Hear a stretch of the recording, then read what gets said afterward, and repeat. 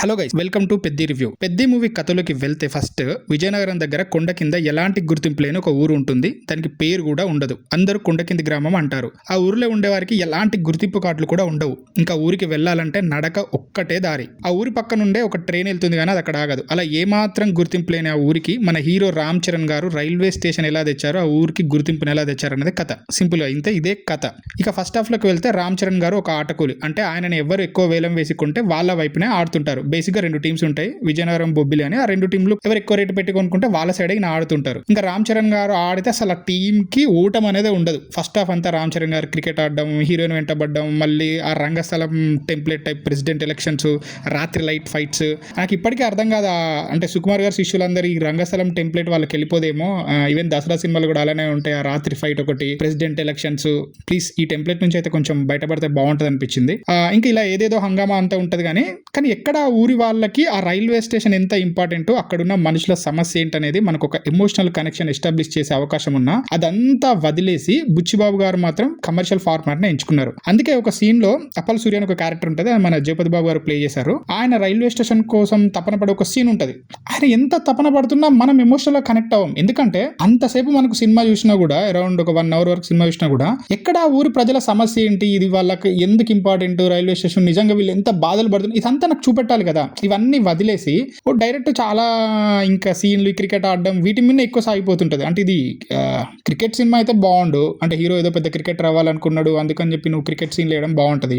సమస్య ఏంటి, ఊరికి రైల్వే స్టేషన్ ఇంపార్టెంట్, ఊరికి గుర్తింపు ఇంపార్టెంట్. సో అలాంటప్పుడు నాకు వాళ్ళతో ఆ కనెక్షన్, ఆ ఊరేంటి, అక్కడ ప్రజలు ఏంటి, వాళ్ళ ప్రపంచం ఏంటి, వాళ్ళ కష్టాలు ఏంటి, ఏది ఉండదు. సింపుల్ గా నేను చెప్పినట్టు క్రికెట్ సీన్లో హీరోయిన్ వెంటబడ్డం, 2-3 సాంగ్స్, వీటితోటే ఫస్ట్ హాఫ్ అంతా గడిచిపోతుంది. అందుకే అసలు ఎక్కడ ఎమోషనల్ కనెక్షన్ ఎస్టాబ్లిష్ చేయకపోవడం వల్ల నిజంగా మనకు జయపతి బాబు గారు అంత తపన పడుతున్నా కూడా అసలు ఎక్కడ ఏంటి ఏదో ఏడుస్తున్నాడా అనే ఫీల్ వస్తుంది తప్ప ఏం మనకేం రాదు. నార్మల్గా ఫీల్ అయిపోయి అబ్బా అని కన్నీరు గార్చే అంత. ఆ ప్రాబ్లమ్ని ఇంకా మనకు దాన్ని రిలేట్ చేసి కనెక్షన్ ఎస్టాబ్లిష్ చేసి ఉంటే అదిరిపోయేది ఫస్ట్ హాఫ్ ఇంకా. అండ్ అలాగే హీరో ఏ గేమ్ ఆడినా ఇంకా అందులో ఆయన మించిన వాళ్ళు లేరు అన్నట్లే చూపిస్తారు. అంటే మనకు అర్థమైపోతుంటుంది, ఇప్పుడు గేమ్ చూస్తే ఇంకా ఆల్రెడీ రామ్ చరణ్ గారు గెలిపించేస్తారు. ఆబ్వియస్లీ ఇంకా అది సినిమాలో హీరో అన్న తర్వాత, ఆయన తోప్ ప్లేయర్ అన్న తర్వాత మీరు అలానే చూపెట్టినప్పుడు నాకు ఇంకెందుకు యాంటిసిపేషన్ ఉంటుంది, అబ్బా ఇప్పుడు గేమ్ ఏమైపోద్దో అన్నట్టుగా. ఆయన 6లు కొట్టేస్తాడు, సింగిల్స్ ఉండవు, ఏదైనా సరిపోతుంది. ఆయన ఏ గేమ్లోకి వెళ్తే అందులో తోపే ఉంటాడు. లెట్స్ అక్కడ నుంచి క్రికెట్ నుంచి కుస్తీకి షిఫ్ట్ అవుతాడు. అంటే క్రికెట్ నుంచి కుస్తీకి ట్రాన్స్ఫర్మేషన్ అవ్వడం అనేది చాలా బాగా చూపెట్టారు. అంటే ఎందుకు ఆ రీజనింగ్ అనేది నాకు బాగా నచ్చింది, నాకైతే పర్సనల్లీ. అంటే కొంతమంది ఇన్ని గేమ్స్ ఆడతారా అన్న ఫీలింగ్ లో ఉన్నారు, కానీ ఆ ట్రాన్సిషన్ అనేది మీకు సినిమా చూస్తే అక్కడ చెప్పిన డైలాగ్స్ కానీ, దానికి ఇచ్చిన రీజనింగ్ కానీ, ఆ ఎమోషనల్ ట్రాన్స్ఫర్మేషన్ కానీ చాలా బాగా అనిపించింది నాకైతే. ఇంకా నెక్స్ట్ జాహ్నవి కపూర్ గారి క్యారెక్టర్ అయితే ఎందుకున్నదో అది బుచ్చిబాబు గారికి తెలియాలి. సో ఆ క్యారెక్టర్ని కూడా ఇంకా బాగా మలుచుకొని ఉంటే బాగుండేమో, లైక్ రంగస్థలంలో సమంత గారి క్యారెక్టర్ లాగా. ఇంకా సెకండ్ హాఫ్ విషయానికి వస్తే కుస్తీ ఫైట్ ఉంటుంది స్టార్టింగ్ లో. సెకండ్ హాఫ్ చాలా అద్భుతంగా అనిపించింది. అంటే అప్పుడు రామ్ చరణ్ గారు కుస్తీ నేర్చుకొని ఫస్ట్ ఫైట్ ఉంటుంది, అది వేరే లెవెల్ ఉంటుంది. డెఫినెట్లీ మీరు ఎంజాయ్ చేస్తుంటారు థియేటర్లో, నో డౌట్.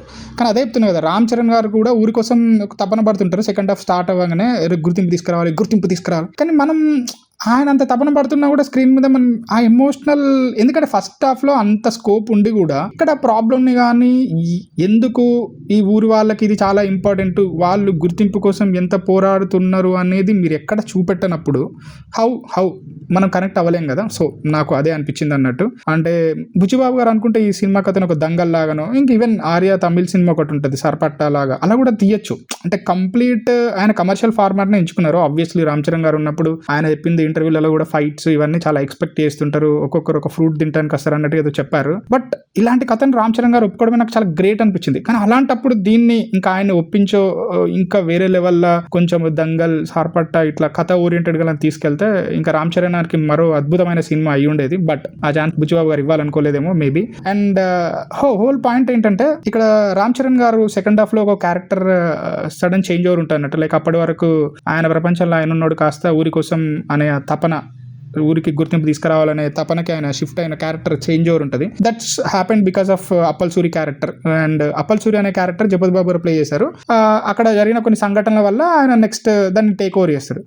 ఇప్పుడు అప్పల్ సూరి గారి కోసం ఒక చేంజ్ ఓవర్ తీసుకునే టైం, ఒక చేంజ్ ఓవర్ తీసుకుంటున్నప్పుడు డెఫినెట్గా అప్పల్ సూరి క్యారెక్టర్కి, రామ్ చరణ్ క్యారెక్టర్కి ఒక అద్భుతమైన ఎమోషనల్ బాండింగ్ ఎస్టాబ్లిష్ చేయాలి. అది మిస్ అయింది. లెట్స్ సే ఇప్పుడు రంగస్థలంలో రామ్ చరణ్ గారి బ్రదర్కి, రామ్ చరణ్ గారికి ఒక అద్భుతమైన కనెక్షన్ ఉంటుంది. దానివల్ల మనకు రామ్ చరణ్ గారు వాళ్ళ అన్న కోసం రివెంజ్ తీర్చుకుంటానన్నప్పుడు మనకు అదొక హై ఇస్తుంది. సో ఇక్కడ అప్పల్ సూరి గారి క్యారెక్టర్ నుంచే ఇన్స్పైర్ అయ్యి అక్కడ జరిగిన కొన్ని సంఘటనలలో రామ్ చరణ్ గారు ఏదైతే ఈ బాధ్యత తీసుకుంటారో అది అన్న ఎప్పుడు రామ్ చరణ్ గారికి అప్పల్ సూరి క్యారెక్టర్ మధ్యలో ఎస్టాబ్లిష్ కనెక్షన్ ఒకటి ఎమోషనల్ గా ఎస్టాబ్లిష్ లేనప్పుడు హౌ విల్ ఐ ఫీల్ అంటే అదంత పెద్దగా బ్లెండ్ అవ్వలేదని అనిపించింది. అంటే చాలా సీన్స్ ఏంటంటే ఇన్ఫర్మేషన్ ఇచ్చినట్టుగా ఉంటాయి కానీ మనల్ని ఆ ప్రపంచంలోకి తీసుకెళ్లి వాళ్ళ బాధతో మనం మమేకమైనట్టు ఎక్కడ మనకు అనిపించదు అన్నట్టు. అండ్ సాంగ్స్ చాలా బాగున్నాయి. రామ్ చరణ్ గారు ఈ సినిమా ఒప్పుకోవడం చాలా గ్రేట్. అండ్ స్క్రీన్ ప్లే లో ఇంకొన్ని మార్పులు చేసి ఉంటే సినిమా నిజంగానే నెక్స్ట్ లెవెల్కి వెళ్ళి ఉండేదేమో. బట్ ఏంటో మరి ఇంకెందుకు అలా కమర్షియల్ ఫార్మాట్ అని వదిలేశారో ఏంటో తెలియదు.